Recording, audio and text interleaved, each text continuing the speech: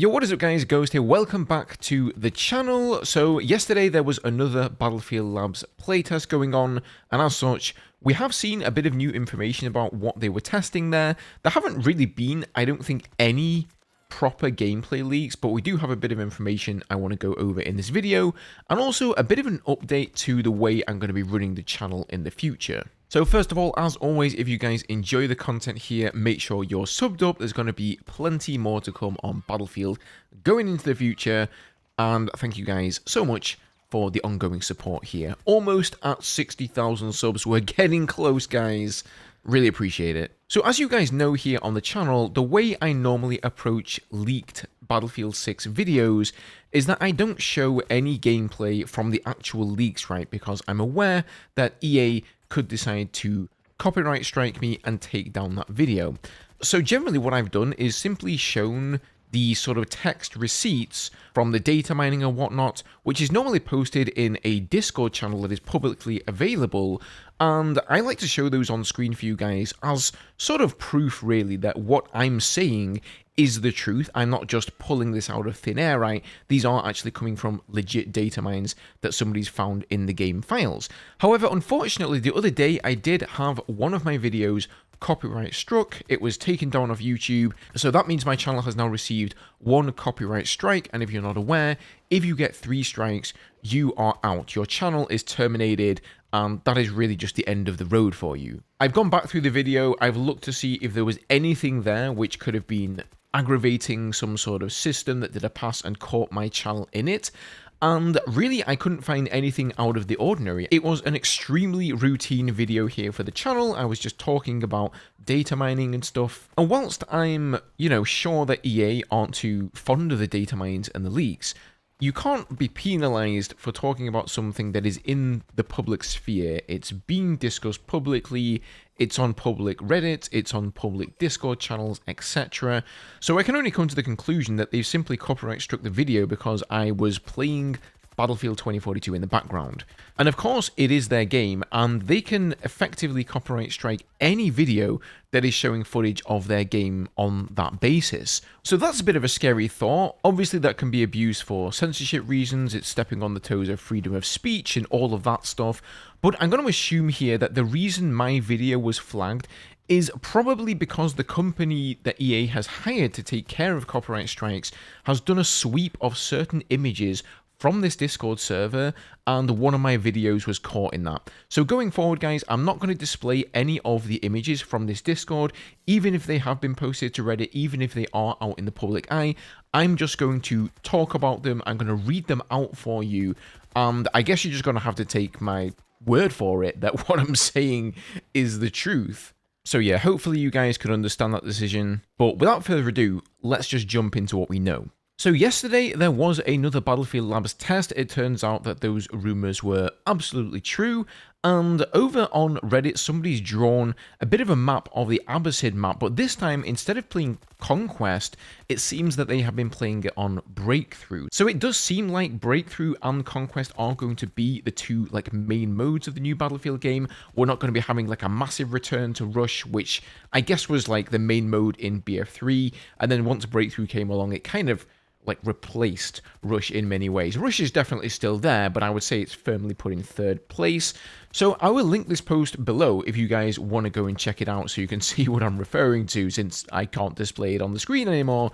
So we've got 4 different phases here, as he calls them, or sectors, and for the first sector you've got 2 flags, A and B. Then on phase 2 you've got actually just a single flag, only the A flag. Phase 3 then has A and B again, and then phase 4 has another single A flag. So kind of interesting design there. Generally we only see a single flag in the last sector, which really allows the defenders to double down and really drain some of the attackers' tickets. So having that single flag right in the middle of this Breakthrough map is kind of interesting there. I do wonder if that's going to be some sort of a sticking point there for the attackers. But it's nice to see, I think, overall that they are testing out Breakthrough.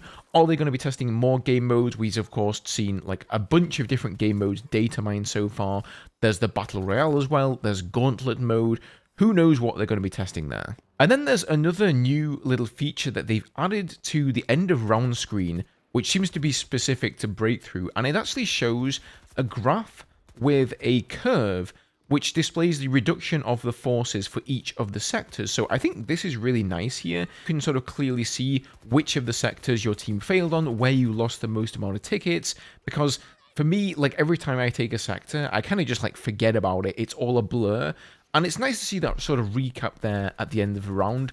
And I think it also shows that DICE are actually thinking about this kind of stuff as well. Okay, next up, let's talk a little bit about elite classes. So these were actually data mined quite some time ago. I just haven't had a chance to cover them in a video, but these are quite important, so I wanted to mention them. So we've got a bit of a cheat sheet here with various code names for characters, the character name, and then the characters also have description. There are 24 characters available in the files in total, including the ones from the playtest. All the characters have first person and third person data, voice lines for multiplayer, individual icons, and they are part of the player customization options. They are definitely class locked, and judging by their descriptions added with the last patch, also faction locked. All characters are technically set up the same way, so they can use different cosmetics, and there is no distinction like a hero or an elite tag for just a few of them. So, as a couple of examples here, we have the codename Raw, and the character name here is Cameron Gadea Tellers. And the description reads, Captain Tellers' consistency has solidified him as the backbone of the 91st Assaults.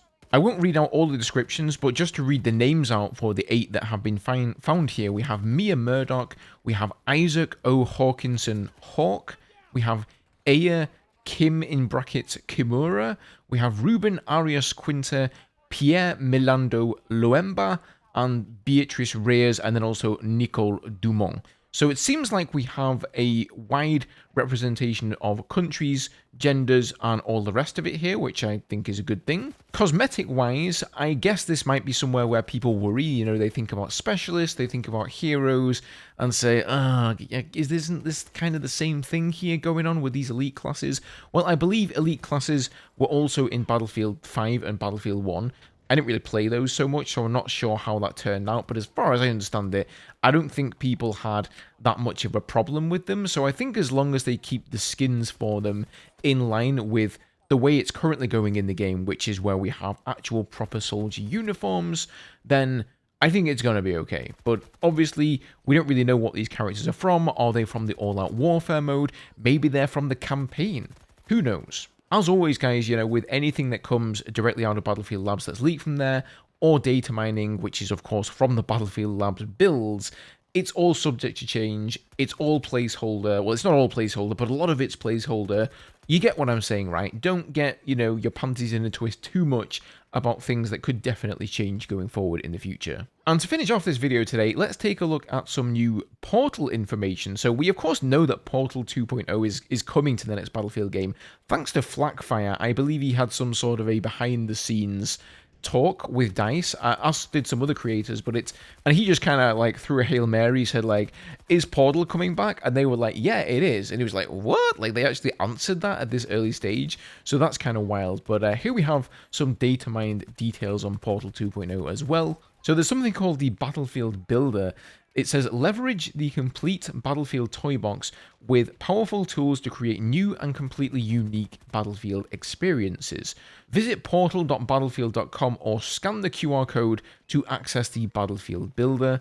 And then there's also a separate option here called Host Locally. It says, start hosting this experience locally and offline with your selected options.